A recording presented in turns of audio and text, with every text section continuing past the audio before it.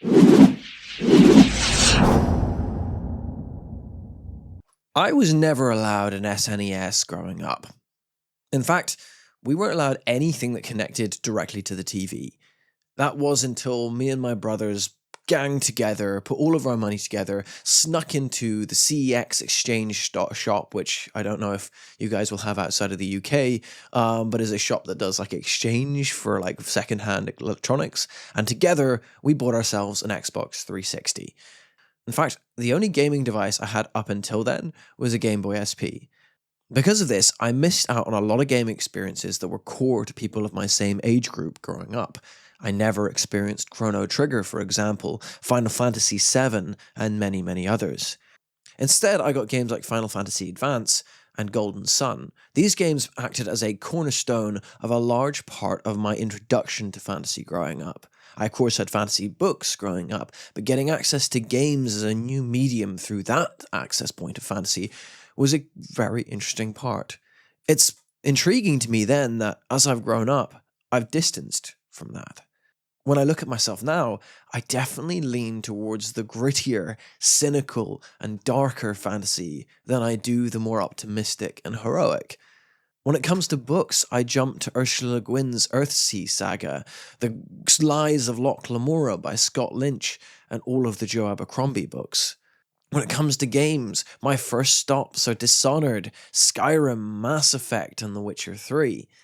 This put me in a bit of a hard position when I got a message recently from the folks from Crossed Paths.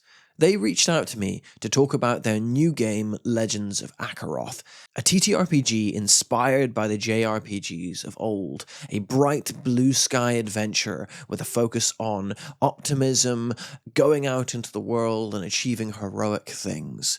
Immediately, when I looked at the cover, I found myself facing a double layer of bias slapping into me from both sides. On one side, I have the modern me, deeply obsessed with dark storylines, gritty moral decisions, and questionable ethics. And on the other side, the younger me, who still, upon seeing the cover of Legends of Akeroth, was filled with this sense of joy, immediately bringing me back to those moments beneath the covers when I had opened up my Game Boy SP and just off the light of it, listening for the sound of my dad coming down the corridor as I played just one more mission, one more bit to complete before I finally went to sleep. And it's the reason I decided to say yes to Cross Paths and proceed with this review or this overview, is because I find this double bias really fascinating. I think it's an interesting thing to look at the TTRPGs that we play and consider how much tone, art, and all of this comes into our perception of them and how we enjoy them, and whether or not more aspect comes onto the storyteller or the game itself. Now, I would like to re-emphasize that this is an early look, not a review. At Badger Tales, we only ever review a game if we have run at least 2 full campaigns in it. With Legends of Akeroth, we have run a couple of one-shots and 1 solo campaign, and therefore this is not going to be a full review of the systems that are working. So, before I go forward, I will emphasize very clearly that this is not a paid sponsorship. I have received no money from Cross Paths. They have simply reached out to me with an early review copy of the game. I believe they're calling it their press version of the game. It's definitely in its earlier days. I believe they've just released, but they're still doing heavy changes on the game, so there's a lot of ways this game could move going forward. I'm not going to give you a deep, in-depth guide to the rules. I'm just going to lightly talk about how this system works, where I'm seeing things I would like to see improve, where I'm seeing things that are maybe igniting some of that young me again and bringing that joy I had for these kinds of optimistic settings, and also talking about the larger question of how big an impact theme, art, and tone have, and how much a TTRPG should be trying to replicate a video game genre. So, to kick things off, who are Crossed Paths and what is Legend of Akeroth? Well, Crossed Paths are a TTRPG designer focused on doing narrative-first, heavily adaptable games that are designed to have every player be able to jump in nice and easy. Their setting of Acaroth is highly adaptable, with sections of it being much darker and grittier, and other parts, like the Legends of Akeroth game that we're looking at now, being more charming.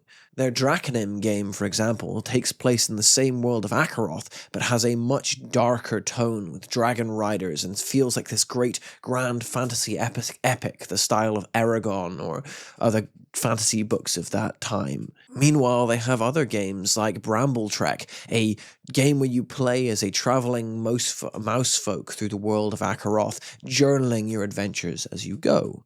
One of the cool things they seem to do with all, if not most, of their games is include a solo aspect to the storytelling, and it's one of the cool things that you can do with Legends of Akeroth as well, which is you can play this game entirely without a GM. Just yourself, a couple of dice, their tables, and playing through it as you will, which already ignites a lot of interest in me. Legends of Akeroth itself began its life as a 5th edition supplement or rechange over trying to take the rules of 5th edition and turn them into this SNES inspired adventure. However, after some work on it, the people at Cross Paths decided that this was not going to cut it for what they wanted to see and designed for a full redesign from the ground up. The game takes place in their setting of Urwick, which carries on this love letter to the SNES sort of era. Urwick is described as an old and listening land, filled with shrines nestled and mysteries that whisper in the wind. It is very much a world built on the concepts of not winning or losing, but rather having your own choice affects the journey that you are progressing towards. The game itself runs off a dice pool system, using 2 stats together that you then make a pool of d6s and roll, with any 5s or 6s being successes and anything under being failures. You then apply banes and boons that can bump any 5s up and bump any 4s up to 5s and take any 5s down to 4s likewise. The game also has an adaptive success system, whereby 3 or more successes is a straight success, but anything below that can be like a minor success, coming up to complications that come in as well. As the game was built from the ground up, it is heavily focused on recreating the feeling of SNES games and JRPGs. This is apparent both in its aesthetics, from the beautiful cover art and art that runs through it all, that harkens to this kind of style that comes through in those kind of games, as well as really charming little bits and pieces, such as each of the classes having a little pixel art version of the character with them, and so on and so forth. This pixel core kind of theming comes through the whole thing, making it feel like you're playing the game. This also connects to their marketing as well, which is heavily going down this route, with a lot of their in-world building style elements building towards this gameplay mechanic as if you're playing these old video games. When you look at the mechanics though, the mechanics are built into this, fitting with the aesthetic to create something that actually feels like you're playing an SNES game. This comes across from a lot of basic mechanics, such as their grid movement being restricted to only being allowed to move up and across, not diagonal, which is typical to those kinds of RPGs. And also to broader concepts, such as like each of the classes having jobs that are unlockable by undertaking a job quest, immediately hearkening me back to Final Fantasy Tactics and having to do X amount of checks with weaponry in order to unlock the next job that you wanted to have access to. Even as you look through the book, you can almost hear the sort of Final Fantasy music roaring through it. There's a level of warmth and nostalgia that's baked into every fiber of this game. And if it's something that you enjoy, it's really going to hit that little nugget of your brain that activates for that. For me, it definitely gave me that feeling of being a kid again, playing these games. One of the things I find really interesting about this from the off is that there's a deep mechanical sharpness here as well. There's a large breadth of elements here, though, with turn economy, weapon management, all of these things coming into play. In fact, I would say the combat here is already quite hefty, There's quite a lot to keep track of. You have to keep track of your tempo, your defense refresh timing, what turn you are so that your limit break unlocks, the fact that your weapon masteries are unlocked with the amount of crits that you do with that weapon, which you've got to keep track on a separate thing, the duration of status effects on monsters, and so on and so on. This sheer scale of mechanics and systems is really cool on one end because it allows for very tactical, intricate combat, but it also immediately gives me a warning bell in my mind of how manageable this is from a GM point of view. Like I said, I haven't done a huge amount of playing this. We've done a couple of solo missions, and I was struggling with keeping track on everything going all at once. I would love to see how they're going to change and adapt that moving forward. I think with something like a digital resource working with this game, that could get much simpler. But seeing something like a digital resource could be really cool, like integrated into the system. I'm generally more a pen and paper GM myself. I much prefer telling stories just on paper, but I do see how a solo experience using a digital resource like this could be a really cool experience of just allowing your brain to invent the gaps in between, giving you a resource to create something on your own without players or GMs as well, and could actually build into like building larger side stories within your world, things that are happening to in the background whilst your main groups are playing, but also just really enjoyable to play through. I think this harkens to a thing that is an immediate concern for me regarding something like Legends of Akeroth, which is how much they are trying to replicate the SNES experience, where an SNES or a video game is going to have all of the mechanics and the elements happening behind the screen by the computer. It can calculate these damages, roll these dices, and keep track of your limit breaks and all this other stuff in the background, whilst that weight and that load goes onto your brain whilst you're playing it. And I think that's both an opportunity and a negative. Like I said, with a digital resource, could really ease that, put that right down and make it really, really enjoyable, but it could make this possibly less accessible for people who don't want to have to deal with that and want a quick jump in gameplay experience. And Acaroth actually has something really cool with that, which is that it has various different gameplay difficulty sections that you can jump into. You can play on a high complexity mode or a much more simplified mode. You want to get players going on this quick? Cool. The simplified mode can have players finishing combat in one turn, and that's really cool. I really like any game that's allowing for more accessibility, and Cross Paths seem to have that at their heart. They want to make these games accessible for everyone, and that's really cool to see. As we said, this game is designed to be played in a multitude of different ways, and that access point is really, really interesting. You can play this game solo, as we said before, duet with another player, GM-less, or GM-led, with all of these different routes being fully supported and run through as core elements of the game. They do not feel tacked on, which I really, really like. There's a lot of games I've looked at that tend to have solo play as an added on or tacked on element. That is not the case with Acaroth. Acaroth, each of these possible routes are a very core part of how they want the experience to be played, and you can run them all equally and have just as good a time. To give you an example of this, the solo play alone has over 1,400 prompts with 50 oracle tables to draw from. The other thing to bear in mind with this game is that this is not a game where I feel like homebrewing overly is too facilitated. This is a game that likes the structure it's put in place. Same again, that's a positive and a negative for many people. I often quite like approaching games and homebrewing them myself, but this game doesn't feel like it wants me to, but I don't feel let down by that. It knows what it is and it's not afraid to be what it is. The templates for the world are interesting and intriguing with just enough lore to keep you invested and just enough space for you to turn them into what you want. So whilst there's no room for you to completely change it off the bat, there's loads of room to expand on what they've given and turn it into something that still feels unique to you. How do you stretch those creativity muscles and feel yourself growing with that? It also is a really good, great game then for people who feel like they're starting off in their TTRPG experiences, giving them a structure that's nice and neat, but has various prompts and rollable elements to allow them to kind of build their character from a little box and then break that box. That's something a lot of RPGs do, but I feel like it's done quite well in Acaroth, including the solo adventuring element, which has there are 100 rollable tables, D100 rollable tables for each of the various terrains that you're going through, allowing you to have a much more video gamey type kind of scenario based reaction system, but also, hey, the GM can expand and change in everything that happens in each environment and have it grow to be its own thing. And in that way, it facilitates creativity whilst also limiting it. Of course, with any game, you can completely scrap everything and go in a different direction. And I just feel like there's certain games that accommodate it more, whilst other games tend to want you in their world a bit more. We'll also go back to that optional complexity thing, which I think is a really cool element to add. And this game has a lot of that sprinkled through.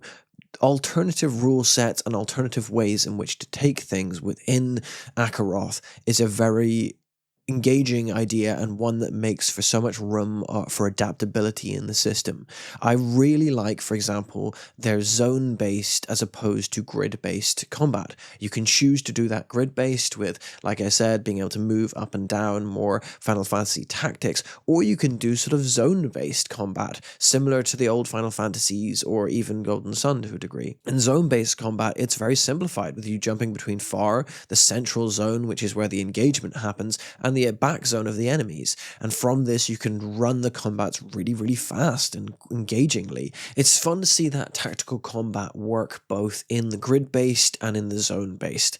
My biggest concern at the moment is that the magic system, from what I can tell, has a lot of grid-based elements, and we haven't practiced enough with zone combat to see how well that translates. They've got a very cool magical system with its own inspired routes of, like, you're able to choose where you draw your magical origin from, which is awesome, and I like that. We haven't tested it enough with the zone-based combat to see if it fully works with the zone-based combat, and that does worry me a little bit, but I get the feeling as I'm playing the initial parts of this game that when the combat comes together, it all flows really nicely. It feels like the combat in general, like this, really knits together.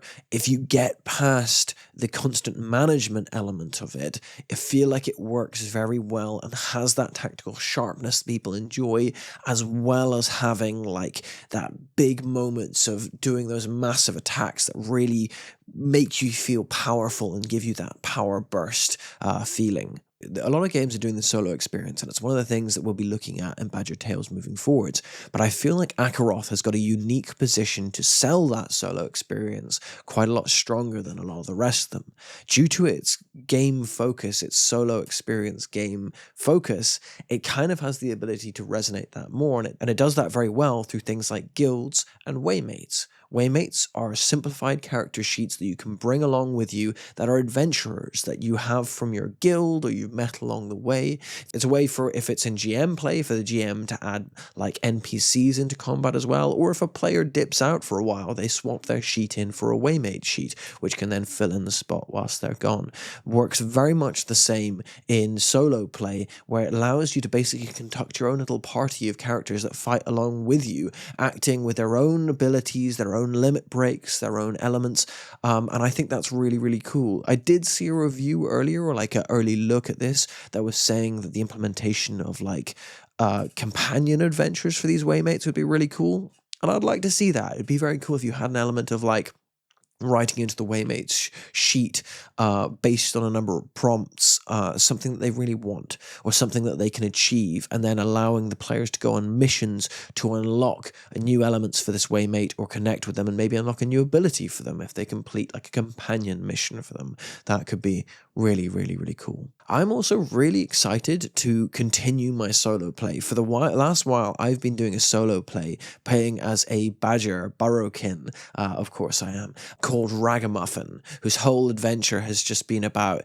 him stepping out into the wide open world. My fiance has been very upset with me disappearing for hours at a time into my room just to roll dice, but it's been enjoyable, and we will be filling you in on a full breakdown on exactly how that solo experience worked, and what you can expect to see playing through this game as a solo experience, because it's one of the big things I quite enjoy about it so far. At the end of all of this brings me back to that dichotomy that connects, I think, at the core of how I'm viewing this game at the moment. There's the modern me who's more obsessed with darker fantasies, the old younger me who loves the nostalgia and charming blue sky optimism that this game offers. There's the me that loves gameplay simplicity, that loves TTRPGs that put the narrative hands in the controls of the players and the GM, and the crunchy munchy me that likes mechanical elements, feeling that crunch come together and taking advantage of it to do something really, really cool. And at its basis sits Acaroth, a game that I am really interested to see progress. There's a ton of really, really cool ideas here, and if they can continue to push them, building things like the waymates, the guilds, the job system, which again is so cool, the fact that you have classes that can unlock jobs as you play rather than just unlocking them from leveling up, but having it be a core part of your character. Hey, I want to be a fighter lancer. Well, I'm going to have to do an adventure that connects with me becoming a lancer and unlock that for the next level. One of the things that I've heard a lot of, but I haven't quite had experience with myself because I haven't chatted with them too much, but I have heard that the devs are very, very, very responsive to conversations coming back to them and feedback coming back to them. So I'm really excited to see how they take the feedback that they are getting from various other people in the reviewing community and how they move and change adjusting this game coming up to full release. My feedback at the moment would be to continue to expand upon the solo aspects, building in mechanics such as detailed waymate storylines, giving more room for solo players to find their own adventures, and I would also encourage streamlining and simplifying some of the combat, as it feels a bit clunky for me at the moment. The last thing I would encourage them to do is give more room or more support for people wanting to homebrew or take this in other directions. At the moment, I feel like this is very set in their world of Urwick. I would love to see systems in place that allowed you to easier take this and drop it onto your own homebrew version of, let's say, Fire Emblem or Final Fantasy Tactics or Golden Sun, etc. At its core, Legends of Akeroth feels like a game that knows exactly what it is and what it is offering. That is where I sit with this game. The modern me who enjoys the grim, gritty, dark games, and the younger me who is keen to play something optimistic and fun and just enjoy the journey. Can I say that Acaroth is the best game that I've played recently, or that it's blowing me out of the water? No, I can't say that. But can I say that I'm excited to knuckle down in my office for a couple of minutes when I get some free time and start off on a little adventure with me and Ragamuffin and play my way through? Yeah, I am. And that's something that I think this game is going to continue to offer moving forward. Our full review from Acaroth will be coming out soon, highlighting all of the mechanics, walking you through the system, and giving you a deeper insight into what we think about this game. I hope you enjoyed this video, and let me know what you think in the comments below. Do you think TTRPGs can and should replicate a video game experience, or are they standing on their own to do something else? How much should tone and feeling rely on the storyteller, and how much should come from the mechanics? Let us know, because we love to talk about it.